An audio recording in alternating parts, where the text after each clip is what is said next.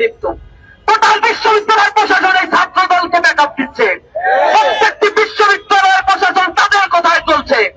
রাজশাহী বিশ্ববিদ্যালয়ে রাজশাহী ইলেকশনের ডেট যখন ঘোষণা হয়েছে, এর পরবর্তী আমরা দেখেছি তারা আবেদন করার সাথে সাথে তাদের আবেদন অ্যাকসেপ্ট করে সেখানে 15 দিন রাজশাহীর নির্বাচনের ডেট পিছিয়ে দেওয়া হয়েছে। আমরা অবাক হয়ে যাই। কারোর সাথে কোনো আলোচনা ছাড়াই এ জাতীয় কর্মকাণ্ডগুলো আমাদের মনে গভীর উদ্বেগের সৃষ্টি করে।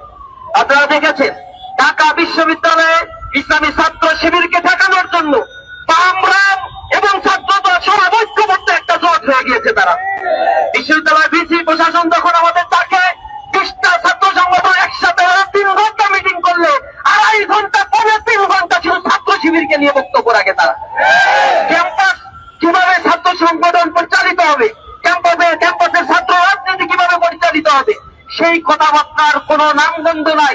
সারাক্ষণ বুলিং, ট্যাগিং, হ্যারাসমেন্ট আর আদারিং এর সেই কুচক্রী রাজনীতি, সেই ফ্যাসিবাদের রাজনীতি পুনরুদ্ধারের জন্য এই একটি কুচক্রী মহল তারা উঠে পড়ে লেগেছে। হঠাৎ করে আমরা আবার দেখলাম ঢাকা বিশ্ববিদ্যালয়ের ছাত্র সংসদের ইসলামী ছাত্র শিবিরের জিএস প্রার্থী, তার প্রার্থীরা বৈধতা নিয়ে রিট করা হয়েছে। রিট করা হলো একটা ইস্যু নিয়ে, আর রিট করার সেখানে আদেশ দেওয়া হলো ডাকসু ইলেকশনকে পিছিয়ে দিতে হবে। কি কারণে, কার ইশারায় এই কাজটা করা হয়েছে? আমরা মনে করছি লন্ডনের ইশারায় এই জাতীয় কার্যক্রম পরিচালিত।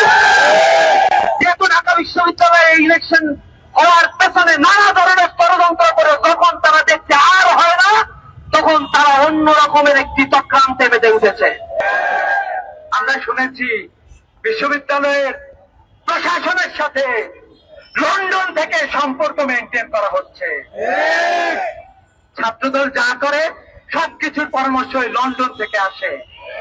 আমরা দেখলাম প্রায় শতাধিক ছাত্রদলের নেতা আমাদের বোনদেরকে বিভিন্ন জায়গায় হেনস্থা করেছে, অনলাইনে ধর্ষণের মতো হুমকি দিয়েছে। আমরা বলতে চাই এই প্রত্যেকটা দায়ভার যিনি দিচ্ছেন তাকে দায়ভার নিতে হবে। ক্যাম্পাসে একটি অস্থিতিশীল পরিবেশ করার জন্য বাহির থেকে ষড়যন্ত্র করছেন। ছাত্র সমাজ সবকিছু বুঝে, সবকিছু জানে। যদি ডাকসু আক্রান্ত হয়, আমরা ধরে নিব ডাকসু আক্রান্ত হয়েছে লন্ডনের প্রেসক্রিপশনে।